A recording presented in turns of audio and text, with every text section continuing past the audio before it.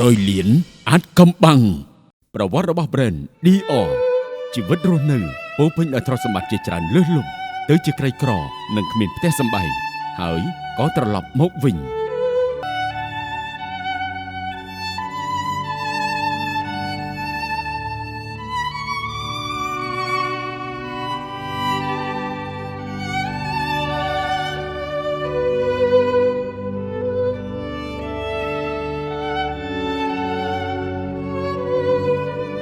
Christian Dior រស់នៅក្នុងជីវិតដែលពោពេញដោយការផ្លាស់ប្ដូរដែលនឹកស្មានមិនដល់ចាប់ពីទ្រព្យសម្បត្តិហូរហៀនិងភាពសម្បូរបែបទៅជាក្រីក្រធ្ងន់ធ្ងរនិងគ្មានផ្ទះសម្បែងហើយក៏ត្រឡប់មកវិញចង់ដឹងថាតើទស្សនៈមិនធម្មតានេះអាចបង្កើតបាន brand ដ៏មានឥទ្ធិពលបំផុតមួយលើភពផែនដីដោយរបៀបណាដែរទេបាទអញ្ចឹងសូមទស្សនៈបន្តទៀត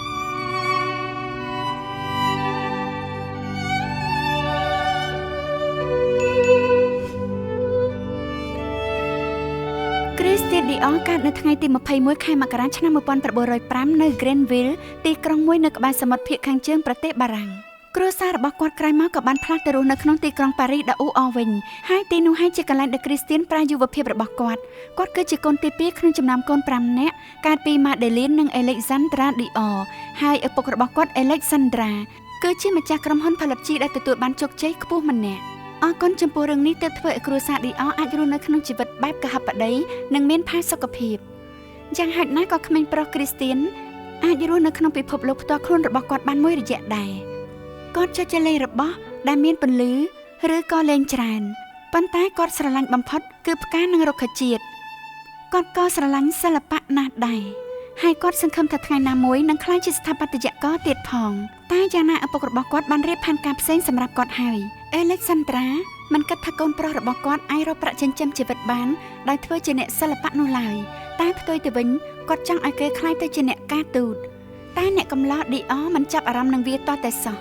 តែចុងក្រោយគាត់ក៏ធ្វើតាមបំណងប្រាថ្នារបស់ឪពុកគាត់ហើយក្នុងឆ្នាំ1925គាត់បានចុះឈ្មោះចូលរៀននៅ École des វិទ្យាសាស្ត្រនយោបាយដ៏ល្បីល្បាញមួយមុខវិជ្ជារបស់គាត់គឺវិទ្យាសាស្ត្រនយោបាយមធ្យោបាយនេះគាត់ប្រកាសជាអាចស្វែងរកការងារជាអ្នកការទូតបានក្រោយមកបន្ទាប់ពីគាត់បានបញ្ចប់ការសិក្សានៅឆ្នាំ1928 Dior វ័យ23ឆ្នាំបានរកឃើញផ្លូវត្រឡប់ទៅពិភពច្នៃប្រឌិតរបស់គាត់វិញគាត់បានបើកវិចិត្រសាស្ត្រសិល្បៈតូចមួយដែលប្រើលុយរបស់ឪពុកគាត់ហើយជាធ្នូនឹងការគ្រប់គ្រងផ្នែកហិរញ្ញវត្ថុការទាមទារទៅមួយគត់របស់ឪពុកគាត់គឺថាឈ្មោះគ្រួសារមិនគួរលេចឡើងនៅខាងលើវិចិត្រសាលឬប្រើក្នុងទំនាក់ទំនងណាមួយឡើយសប្បាយចិត្តដែលទីបំផុតអាចចូលសិល្បៈម្ដងទៀតបាន Christian ក៏យល់ព្រមយ៉ាងរហ័សហើយក្នុងរយៈពេលដ៏ខ្លីវិចិត្រសាលក៏បានបើក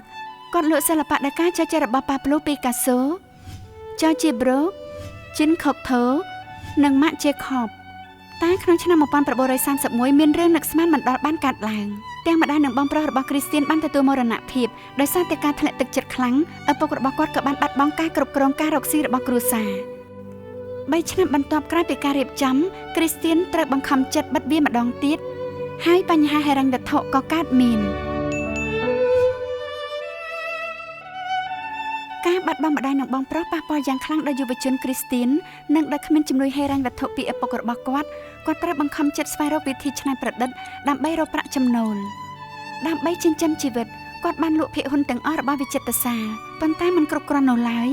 គាត់ត្រូវបាត់បង់អាផាតមិនរបស់គាត់ហើយត្រូវដេកនៅលើកម្រាលឥដ្ឋផ្ទះមិត្តភ័ក្តិរបស់គាត់ប៉ុន្តែថ្ងៃខ្មាំងងឹតរបស់គាត់មិនទាន់មកដល់នោះទេ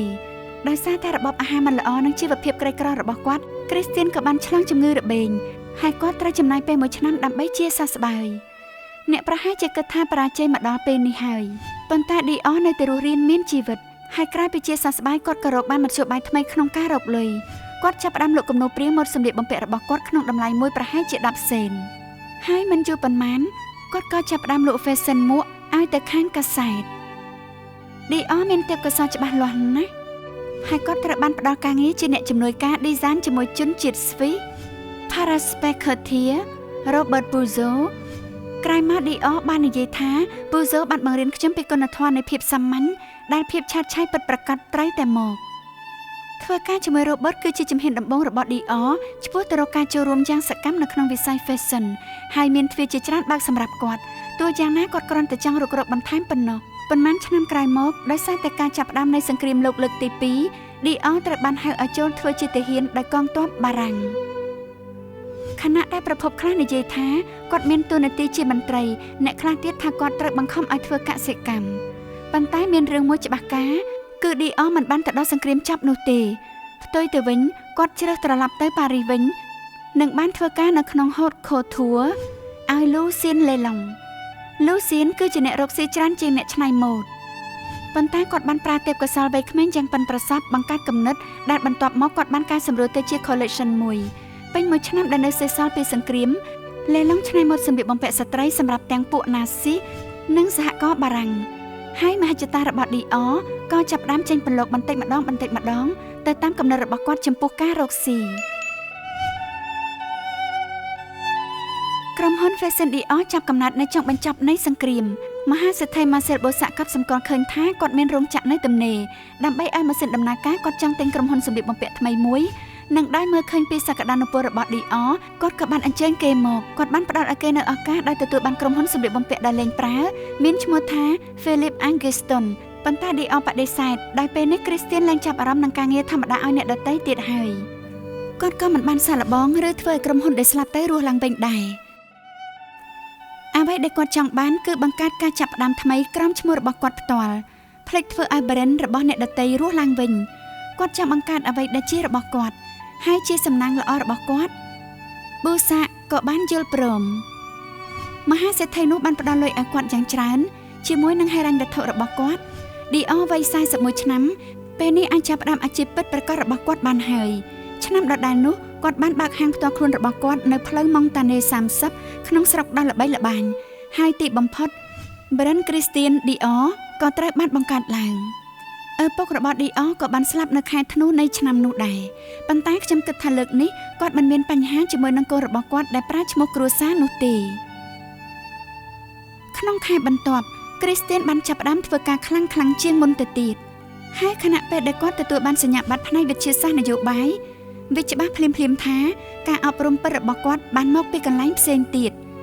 ដោយភ្ជាប់ជាមួយនឹងសិល្បករដ៏អស្ចារ្យជាច្រើនរបស់ពិភពលោកដែលសម្លឹងមើលឃើញ fashion នៅក្នុងខ្លួនគាត់ហើយឯកសិទ្ធិរបស់គាត់កាលពីដើមឆ្នាំពិតជាបានបង្ហាញក្នុងកំឡុងពេល2សតវត្សរ៍មុនដែលនិន្នាការជាក់ស្ដែងបានកាន់កាប់លើឧស្សាហកម្ម fashion ទាំងមូលនិន្នាការនេះបានឈានដល់ចំណុចកំពូលក្នុងកំឡុងសង្គ្រាមលោកលើកទី2នៅពេលដែលសម្លៀកបំពាក់ត្រូវបានបែងចែកប៉ុន្តែ Dior មិនដែលគាំទ្រវាឡើយគាត់មិនចាប់អារម្មណ៍ទៅលើការអនុវត្តជាក់ស្ដែងទេគាត់ចង់បានក្តីសុបិននិងភាពអស្ចារ្យហើយពេលនេះសង្គ្រាមបានបញ្ចប់ហើយគាត់មានអារម្មណ៍ថាគួរដល់ពេលផ្លាស់ប្ដូរហើយគាត់ចង់ណែនាំពីភាពជាស្ត្រីនិងការផ្ដោតលើភាពប្រណិតតើវិធីណាដែលល្អជាងការច្នៃប្រឌិត collection នោះគឺជាការខូចខាតដោយឥតលាក់លៀមជំរុញដល់ការបំផុសគំនិតរបស់គាត់មិនដល់3ខែផងចាប់ពីការបង្កើត brand ដល់ការដាក់បង្ហាញ collection ដំបូងរបស់ខ្លួនគាត់ជាអ្នកដែលស្រឡាញ់ផ្កាខ្លាំងនោះ Dior បានដាក់ឈ្មោះឲ្យ collection នោះថា Corolla ហើយការងារទាំងនោះពិតជាមានភាពច្នៃប្រឌិតណាស់នៅពេលនោះរូបរាងបានប្រែទៅជារូបរាងស្រឡូនរបស់ Bella ពីមុនហើយវារ៉ូមែនទិកមានតម្លៃនិងសមជានារីគ្រប់យ៉ាងក្នុងពេលតែមួយគិតដល់ការលើកដើមទ្រូងទប់ស្មាធ្លាក់ខោរឹបត្រគាកនិងសំពត់វែងប៉ោងដែលមានសាច់ម៉ត់រលោងនិងទន់សម្លៀកបំពាក់មានភាពស្រស់ស្អាតហើយសម្លៀកបំពាក់នីមួយៗប្រើក្រណាត់ប្រវែងជាមធ្យម18ម៉ែត្រដោយលោកអ្នកស្មានអញ្ចឹងនេះមិនធ្វើឲ្យគេងាយស្រួលពាក់នោះទេប៉ុន្តែការច្នៃម៉ូដគឺបដិវត្តន៍ហើយ collection គឺជាជោគជ័យមួយដ៏ធំបំផុតទោះជាយ៉ាងណាមិនមែនសុទ្ធតែពេញចិត្តគ្រប់គ្នានោះទេនិងជាពិសេសមានមនុស្សម្នាក់រិះគន់ថែមទៀតផង Coco Chanel លោកអ្នកដឹងទេថាពេលនោះ Dior ត្រូវបានប្រសិទ្ធនាមឲ្យថាអ្នក New York មូលហេតុចំពោះរឿងនេះគឺថារូបរាងរបស់គាត់គឺខុសគ្នាឆ្ងាយណាស់ style ទូទៅដែលធ្វើឲ្យមានកំហឹងមកដល់ពេលនេះកាន់តែពិសេសនោះជា style ដែល Chanel បានត្រួសត្រាយរួចហើយ Coco ជាអ្នកណែនាំខោហើយចំពោះនាងការងាររបស់ Dior ដូចជារឹងពេកស្មុគស្មាញពេកហើយដែលសំខាន់បំផុតគឺពិបាកដកដង្ហើមមិនចេញនាងបានចាត់ប្រកាន់គាត់ថាបានអូសទាញស្ត្រីឲ្យត្រឡប់ទៅកាន់គំនិតរបស់ស្ត្រីនៅសតវត្សទី19វិញហើយនាងថែមទាំងធ្លាប់ស្រែកថា Dior មិនបានស្លៀកពាក់ឲ្យមនុស្សស្រីគេគ្របឲ្យមនុស្សស្រីប្រកាសណាស់ Dior ខ្លួនឯងមើលឃើញមិនដូចគ្នាទេគាត់ធ្លាប់និយាយថាខ្ញុំគិតថាការងាររបស់ខ្ញុំគឺជាស្ថាបត្យកម្មដ៏វិសេសវិសាលរំលឹកគុណដល់ភាពស្រស់ស្អាតនៃរាងកាយរបស់ស្ត្រីទោះជាយ៉ាងណានៅសហរដ្ឋអាមេរិកមានស្ត្រីជាច្រើនយល់ស្របតាមកូកូ ហើយពេលឌីអទៅលេងនៅរដូវស្លឹកឈើជ្រុះនាឆ្នាំ1947បាតកោស្វាគមន៍គាត់ដែលដាក់បដាជំរុញឲ្យគាត់ត្រឡប់ទៅផ្ទះ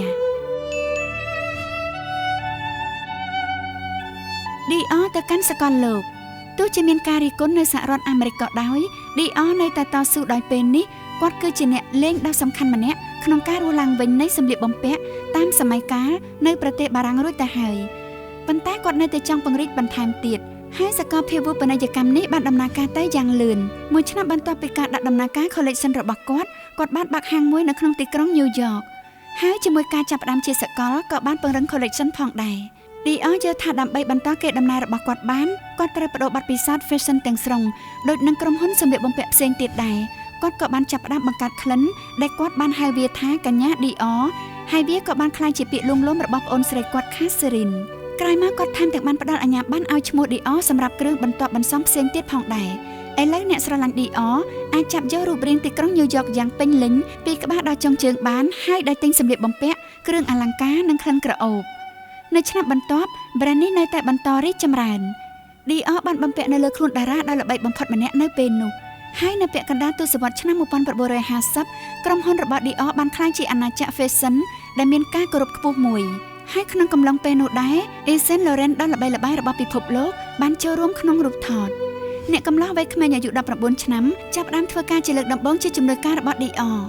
ប៉ុន្តែឌីអមិនប្រើពេលយូរនោះទេក្នុងការចាប់អារម្មណ៍ពីសក្តានុពលរបស់គេពិតណាស់គាត់កត់សរសើរចំពោះខ្សែភ្នែកអ្នកកំឡោះនោះចំពោះ fashion ណាស់ទើបគាត់ចង់ឲ្យគេខ្លាចជាអ្នកស្នងតំណែងរបស់គាត់ពេលវេលាមកដល់មានមនុស្សតិចណាស់ដែលដឹងថាពេលវេលាមកលឿនជាងការរំពឹងទុកក្នុងឆ្នាំ1957ឌីអបានធ្វើដំណើរវិស្សមការទៅប្រទេសអ៊ីតាលីនៅក្នុងទីក្រុង Monte Catini តែខណៈពេលនៅទីនោះគាត់ទទួលរងការកាំងបេះដូងជាលើកទី3ហើយក៏ស្លាប់ក្នុងជំនាមាយុ52ឆ្នាំពិភព fashion ទាំងមូលមានអារម្មណ៍ថាបាត់បង់ធ្ងន់ធ្ងរណាស់ហើយដើម្បីរក្សា brand មិនឲ្យធ្លាក់ចុះអ៊ីវត្រូវបានផ្ដល់តួនាទីជានាយកផ្នែកសិល្បៈទេពកោសល្យវ័យក្មេងបានរក្សាកេរដំណែលរបស់គ្រីស្ទៀននិងបង្កើតចក្ខុវិស័យដ៏រស់រវើកដោយប្រើក្រណាត់និងសមាមាត្រដូចគ្នាប៉ុន្តែគាត់ក៏បានណែនាំរូបរាងស្រទន់ស្រាលជាងមុននិងស្រួលពាក់ជាងមុនផងដែរខណៈដែល collection ជាច្រើនកំពុងពេញនិយមឧស្សាហកម្មបានពុះពៀទទួលយកមនុស្សម្នាក់ទៀតមកធ្វើការដឹកនាំ brand ហើយនៅពេលដែលអ៊ីវត្រូវបញ្ជូនចូលក្នុងជួរកងទ័ពបារាំងក្នុងឆ្នាំ1960គណៈគ្រប់គ្រងរបស់ឌីអមិនបានជំទាស់នឹងការចាក់ចេញរបស់គេឡើយបន្ទាប់ពីការចាក់ចេញរបស់អ៊ីវ Marc Bohan ត្រូវបានតែងតាំងជាប្រធានផ្នែកច្នៃប្រឌិតនៅចុងឆ្នាំ1960គាត់បានបង្កើតរចនាបថលក្ខណៈអភិរក្សជាច្រើននិងបាននាំយកការរចនារបស់ស្លាកត្រឡប់មកវិញដើម្បីធ្វើឲ្យកាន់តែដូចនៅអ្វីដែលគ្រីស្ទៀននិងឌីអបានធ្វើគាត់បានយកគំនិតបុរាណនាំចូលមកក្នុងទសវត្សរ៍ឆ្នាំ1960ដោយសម្រួលវាបន្តិចបន្តួចបែបនេះធ្វើឲ្យមានភាពទំនើបជាងមុនខណៈដែលនៅតែប្រកាន់តាមរូបរាងរបស់គ្រីស្ទៀនឌីអជាមួយនឹងស្លាកសញ្ញានៅលើមួកឌីអបានក្លាយជា brand ដែលមនុស្សស្រីជាច្រើនចូលចិត្តម្ដងទៀតហើយ collection បន្តបន្ទាប់សុទ្ធតែពេញនិយមMarc ត្រូវបានគេចាត់ទុកយ៉ាងឆាប់រហ័សថាជាបរិបទដែលរក្សាស្លាកសញ្ញា Dior នៅជួរមុខនៃ fashion និងសម្លៀកបំពាក់ប្រចាំថ្ងៃរបស់ស្ត្រីថែមទាំងអះអាងថាគាត់ជាអ្នកសង្គ្រោះក្រុមហ៊ុនទៀតផងរយៈពេលជាមួយទសវត្សរ៍ Marc បានបន្តធ្វើឲ្យ brand កាន់តែជោគជ័យជាអន្តរជាតិជាងពេលមុនរីឯហាងក៏ចាប់ផ្ដើមលេចឡើងក្នុងក្រុងជាច្រើនផងដែរដូចជា London និង Hong Kong ហើយក្រុមហ៊ុន Dior Fashion បានជាប់ឈ្មោះនៅកំពូលឧស្សាហកម្មដែលនៅចុងឆ្នាំ1970 Dior ត្រូវបានទទួលស្គាល់ brand នៅទូទាំងពិភពលោកប៉ុន្តែជាអកុសលបានក្លាយទៅជាទ្រព្យសម្បត្តិលាក់ទុកនៅក្នុងសម្ព័ន្ធដែលដួលរលំហៅថា Busak Samfore ក្នុងឆ្នាំ1978 Busak Group បានដាក់ពាក្យសុំខ្សែធនហើយក៏រួមបញ្ចូលទាំងទ្រព្យសម្បត្តិរបស់ខ្លួនផងដែរយ៉ាងណាមានមនុស្សម្នាក់រីករាយនឹងដំណឹងនេះខ្លាំងណាស់ Bernard Arnault មហាសេដ្ឋីដែលបច្ចុប្បន្នកំពុងដំណើរការអាណាចក្រ LVMH តាំងពីគាត់នៅក្មេងម្លេះ Bernard រំខានចិត្តនឹង Dior ណាស់ហើយកំណត់ទិញក្រុមហ៊ុនមេរបស់ខ្លួនគឺជាភាពរីករាយមួយរបស់គាត់ពេល Arnault ទទួលខុសត្រូវលើ Dior គាត់កាន់តួនាទីជានាយក CEO និងនាយកគ្រប់គ្រងផ្នែកនោះអស់រយៈពេលជាច្រើនឆ្នាំប្រធានផ្នែកច្នៃប្រឌិតដ៏គួរឲ្យចាប់អារម្មណ៍ក៏បានបន្ថែមការកែប្រែបន្តិចបន្តួចរបស់ពួកគេទៅលើរូបរាងរបស់ brand ផងដែរទោះជាក្រោយមកត្រូវចូលទៅក្នុងរបត់ LVMH Dior នៅតែបន្តជា brand ដែលឈរតែឯងដ៏គួរឲ្យចាប់អារម្មណ៍បច្ចុប្បន្ន Dior គឺធ្វើបានល្អណាស់ វាបានកត់ត្រាប្រាក់ចំណូលចំនួន 28.7 លានអឺរ៉ូនៅក្នុងឆមាសទី1នៃឆ្នាំ2021ហើយ brand នេះត្រូវបានដាក់ចំណងជើងយ៉ាងត្រឹមត្រូវថាជាគំរូនៃឧស្សាហកម្មម៉ូដក្រុមហ៊ុន Fashion ដ៏ប្រណិតតែងតែខិតខំបង្កើតនៅរូបភាពដ៏ថិតថេររបស់ខ្លួនឯងជារៀងរហូតហើយវាត្រូវបានគេដឹងថាផ្ដោតទៅលើភាពល្អិតល្អន់ដល់ហ្មត់ចត់វាធ្វើឲ្យអ្នកពាក់មានអារម្មណ៍ចេញស្ទាយពីធម្មជាតិមិនថារដូវណាឬក៏ថ្ងៃណានោះឡើយហើយវាហាក់ដូចជាមិនងាយនឹងផ្លាស់ប្ដូរនោះទេនេះគឺជាសាច់រឿងរបស់ Christian Dior គំនិតអ្នកបដិវត្តន៍ដែលស្ទើរតែคล้ายជាអ្នកការទូតទៅហើយនៅក្នុងមុខរបរនេះដើម្បីតែផ្គាប់ចិត្តឪពុករបស់គាត់ត្រូវចំណាយពេល4ទសវត្សរ៍ដើម្បីដាក់បង្ហាញនេះប៉ុន្តែនៅពេលដែល collection របស់គាត់ដំបូងបានចេញពិភពលោកទាំងមូលក៏មានការចាប់អារម្មណ៍ហើយទោះជាគាត់បានស្លាប់ជាងកន្លះសតវត្សរ៍មកហើយក៏ដោយកេរដំណែល Dior របស់គាត់នៅតែបន្តគ្រប់គ្រងកម្ពុជា fashion តាំងពីពេលនោះមក